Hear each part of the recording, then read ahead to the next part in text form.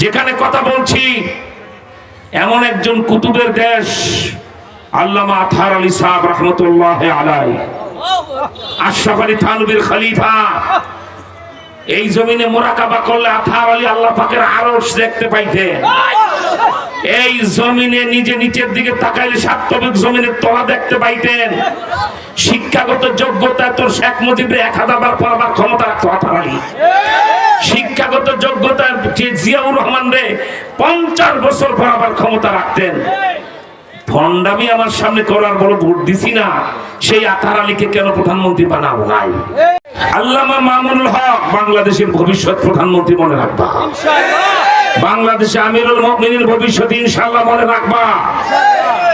যেই বড় হুজুর স্বরাষ্ট্রমন্ত্রীর মতো মদখোরের পাশে বসায় বুখারী খতম করতেন, ওই বড় হুজুরের বাপ দাদা 14 গোষ্ঠীর চেয়ে মামুনুল হকের বাপের মর্যাদা বেশি। শেখুল হাদিস ইবনে শেখুল হাদিস আল্লামা আজিজুল হক, 1000 বছরে এমন পণ্ডিত শেখুল হাদিস হয় না, ঠিক কিনা বলেন? তার ছেলে আবার মামুনুল হক কে? ওই হুজুররা ভালো করে জানতেন মামুনুল হক সেই ব্যক্তি 1997 সালে সারা বাংলাদেশে বেফাকে 1 নাম্বার ছাত্র। বাংলাদেশে ঢাকা ইউনিভার্সিটি থেকে মাস্টার্স, কওমি মাদ্রাসায় পড়ুয়া কোন হুজুর ঢাকা ইউনিভার্সিটি থেকে মাস্টার্স খুব কম পাওয়া যাবে, ঠিক কিনা বলে? আবার উন্মুক্ত বিশ্ববিদ্যালয়ের খণ্ডকালীন শিক্ষক। তারপরে আল্লাহ পাক মামুনুল হককে তৈরি করছেন ওইভাবে বাস্তাতান ফিল ইলমি ওয়াল জিসম। সাইজটা এমন কলা গাছের মতো বানাইছে, শেখ মুজিবের চেয়ে 1 ইঞ্চি লম্বা। 13 লাখ লোকের মাঝখানে হাঁটলো মাথাটা, ওই যে মামুনুল হক, ওই যে মামুনুল হক, ওই যে মামুনুল হক, ঠিক মানে 13 লাখ লোকের মাঝখানে হাঁটলো মাথাটা দেখা যায়। আল্লাহু আকবার। জানো মামুনুল হক কারে কয়? ডক্টর ইউনূস আর সেনা প্রধান, এখন কি যেন বলা হয়, ওয়াকারুজ্জামান। রাষ্ট্রের কোন সিদ্ধান্ত মামুনুল হকের সাথে পরামর্শ করা ছাড়া নেয় না। সেনা প্রধান কারোর সাথে কথা বলে আগে মামুনুল হককে ফোন করে, মামুন ভাই আসেন, কথা আছে। ডক্টর ইউনূস সব নেতারা আসুক, ভালো করে বুঝে ফেলছে মামুনুল হক। কারণ আমি তো জেলখানা থেকে বের হয়ে পড়েছিলাম, Sheikh Mujib and Zia ex dream, Mamunul Haque is reality. Zia Mujib অতীত স্বপ্ন, মামুনুল হক বাস্তবতা। মামুনুল হকের সামনে বাংলার উমর, মামুনুল হক মোল্লা উমর, ঠিক কিনা ধরে খাও। দেখবা যেদিন আলেমদের নেতৃত্বে সরকার গঠিত হবে, সেই দিন আমার বাংলাদেশ আর আল্লাহর বেহেশত একরকম মনে হবে। আল্লাহু আকবার। আগে বুঝাই বাবা, হাক্কানি উলামা ইকরামের হাতে রাষ্ট্র ক্ষমতা গেলে তোমাদের কপালটা কেমনে খুলবে। 4 বছর আগে একটা রুটির জন্য যারা সংগ্রাম করে, 4 বছর পরে তারা পৃথিবীকে জুস খাওয়ায়। সুবহানাল্লাহ। আফগানিস্তানের ডালিমের জুস আপনারা জানেন। এলিট শ্রেণী যারা উচ্চ শিক্ষিত, আর একটু আধুনিক ভাষায় যদি বলি প্রাগ্রেসবাদী, প্রগতিবাদী, মানে হাই সোসাইটি। আর কত ইংরেজি বলবো, বুঝছেন? অনেক বড় নেতা, বিশাল উচ্চ শিক্ষিত কবি, সাহিত্যিক, দার্শনিক, এমপি, মন্ত্রী, কোটিপতি, শিল্পপতি, দলপতি, এরা কোকা কোলা খেত। সারা পৃথিবীতে কোকা কোলার সুনাম ছিল, ঠিক কিনা? না, আফগান তালেবানরা খোদা প্রদত্ত ডালিমের জুস এমন করে সাফা কোলা হিসাবে ছাড়লো, ইউরোপ আমেরিকার লোকেরা দোকানে যায়, সাফা কোলা আফগান, সাফা কোলা আফগান দাও, কোকা কোলা নো লাইক। এখন আর কোকা কোলা মজা লাগে না, আফগানিস্তানের সাফা কোলা খায়। বাংলাদেশে আমরা কূটনৈতিক সম্পর্ক করব, আফগানিস্তান দূতাবাস বাংলাদেশে হবে, আমাদের দূতাবাস কাবুলে হবে। ওই সাফা কোলা বাংলাদেশে এনে বাংলাদেশের মানুষকে খাওয়াবো। চুমুক দিলে মনে করবে হাউজে কাউসার খাই না। কারণ হক্কানি আলেমদের তৈরি প্রোডাক্ট, আল্লাহর দেওয়া খাঁটি ফলের জুস। সুবহানাল্লাহ বলে, কোনো ভেজাল নাই।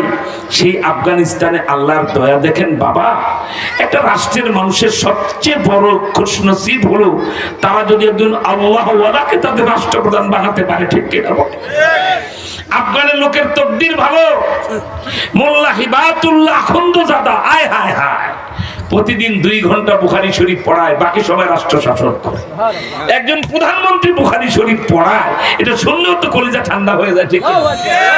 একজন প্রধানমন্ত্রী বুখারী শরীফ পড়ায়। আবার কেমন প্রধানমন্ত্রী জানো? মোল্লা হিবাতুল্লাহ আকুন্দজাদা, মোল্লা ওমরের পরে আফগানিস্তানে মাদারজাদা আল্লাহর ওলি।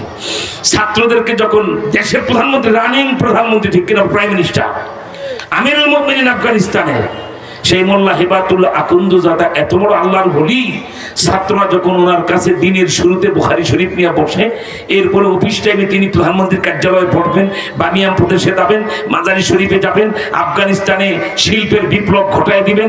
কেন জানো? এই মোল্লা হিবাতুল্লাহ আকুন্দজাদা যেখানে হাত দেয় মাটি ধরলেই স্বর্ণ হয়ে যায়। আল্লাহর দয়া, সুবহানাল্লাহ বলে।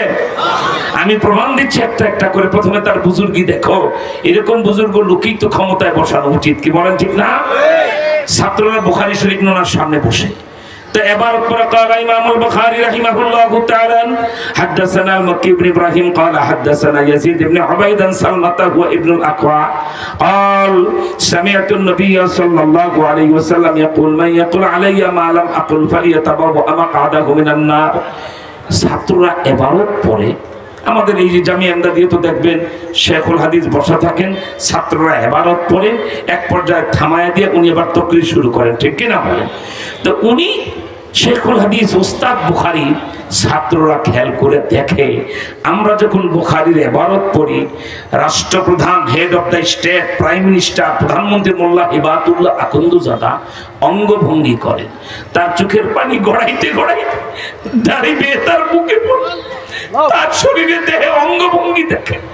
ছাত্ররা প্রশ্ন করে, হুজুর আমরা যখন বুখারীর ইবারত পড়ি আপনি কেমন যেন এক্সাইটেড হয়ে যান, অপ্রস্তুত হয়ে যান, কেমন জানি অঙ্গভঙ্গি করে। কি হয়েছে আপনার? কিচ্ছু বলে না। একান্ত পীড়াপিড়ির পরে একদিন ছাত্রদেরকে বলছে, বাবা তোমরা এই প্রশ্ন আমাকে করবা না, তোমরা যখন প্রিয় নবীজির হাদিসের ইবারত বুখারী শরীফ আমার সামনে পড়ো, তোমরা বুখারী শরীফের কাগজের পাতা কি দেখো তা তো আমি গোলাম জানি না। আমি গভীর নজরে খেয়াল করে দেখি তোমরা ইবারত পড়ার সময় বুখারী শরীফের কাগজের পাতায় পাতায় নবীজির চেহারা দেখা যায়।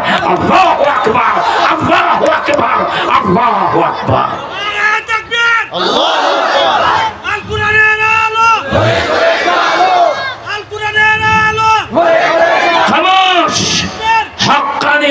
রাষ্ট্রপ্রধান হলে কি হবে? আজকের মাহফিলে কিশোরগঞ্জ প্রতিজ্ঞা করবে, আথার আলী সাহেবের সাথে বেঈমানি করেছি, তার সাথে মির্জাফরি করেছি, এত যোগ্য থানবীর খলিফা হওয়ার পরেও তারা এই অঙ্গের প্রধানমন্ত্রী তারা বানাতে পারি নাই, কিন্তু হাল জমানার মামুনুল হককে প্রধানমন্ত্রী বানায়া সব দাবি পূরণ করে দেবো, ঠিক কিনা ধরে কি বলেন, ঠিক না?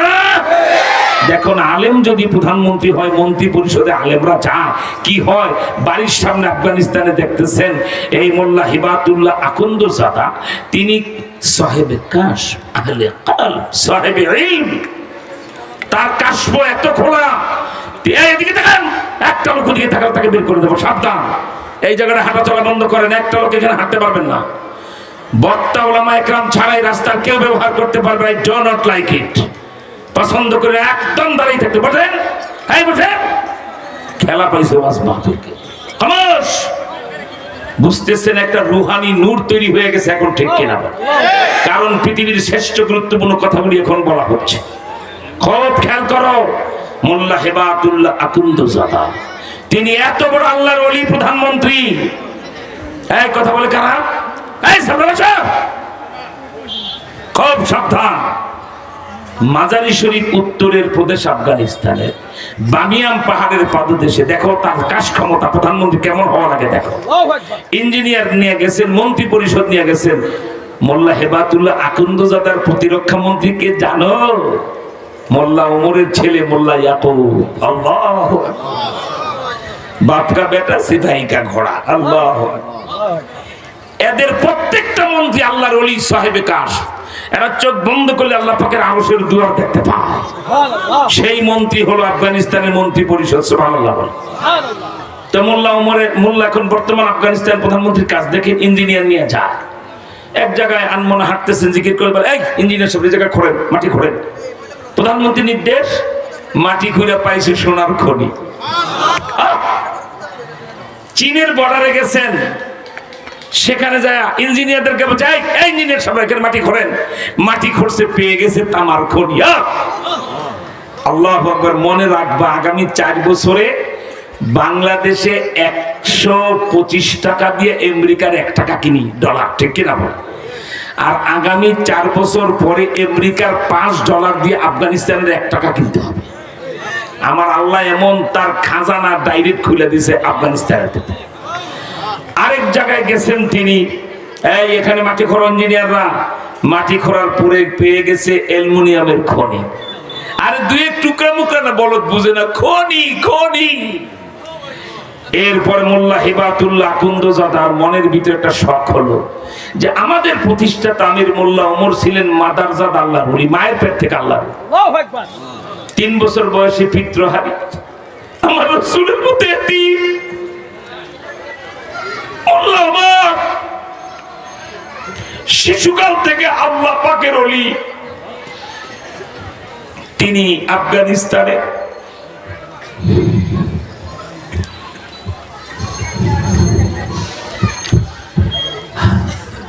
কান্দাহার প্রদেশে জন্মগ্রহণ। খোঁজ নদীতে তিনি গোসল করতেন। কেউ মোবাইল ব্যবহার করবে না, সাবধান।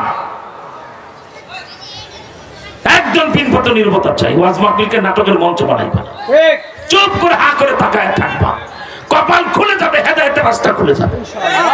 একটু বেয়াদবি করবা, 53 বছরে যে ঘু খাইছো সেই ঘুর জমানায় চলে যাবে। খুব সাবধান।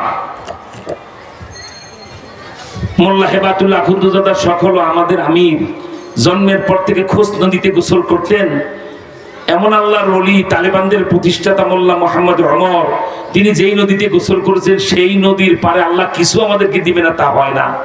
ইঞ্জিনিয়ার নিয়ে, মন্ত্রী পরিষদ নিয়ে দোয়া করে বলছে এখানে মাটি খোঁড়ো। মাটি খোঁড়ার পরে এমন তেলের খনি পাইছে যা সৌদি আরবে নাই। আমার ভাইরা, সর্বশেষ কাবুলের শহরতলিতে 10,000 মুজাহিদকে রাশিয়ান সৈন্যরা, আমেরিকার সৈন্যরা হত্যা করে যেখানে ফেলেছিল বদ্ধভূমিতে, তার পাশে মাটি খোঁড়ার নির্দেশ দিলেন। পেয়ে গেলেন লিথুনিয়ামের খনি। লিথুনিয়াম বুঝো?